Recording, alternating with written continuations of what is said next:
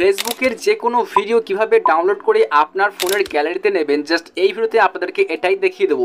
আপনাদেরকে আমি দেখাচ্ছি জাস্ট যে কোনো একটা রিলস ভিডিও ডাউনলোড করে সিম্পলি আমি ক্লিক করলাম রিলসের উপরে। এখন আপনি এখান থেকে সিলেক্ট করুন যে আপনি কোন ভিডিও ডাউনলোড করতে চাচ্ছেন।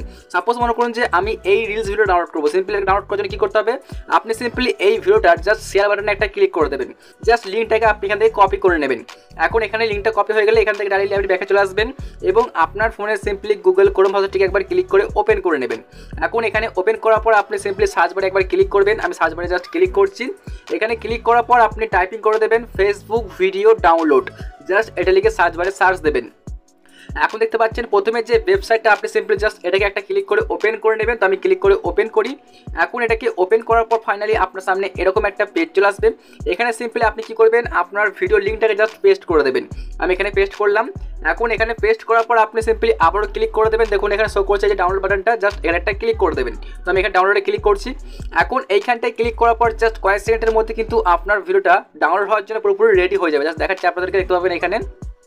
তো এখন কিন্তু এই ভিডিওটা ডাউনলোড হওয়ার জন্য পুরোপুরি রেডি হয়ে গেছে। দেখতে পাচ্ছেন এখানে আমার সামনে দুটো কোয়ালিটি শো করছে। দেখতে পাবেন এখানে এক হচ্ছে প্রথমেরটা এই যে একদমই নর্মাল কোয়ালিটি, আর দুই হচ্ছে আমাদের নিজেরটা এই যে এইচডি কোয়ালিটি। আপনি যেটা চুজ করবেন, সাপোজ আমি দেখাচ্ছি এইচডি কোয়ালিটি, সিম্পলি ক্লিক করলাম।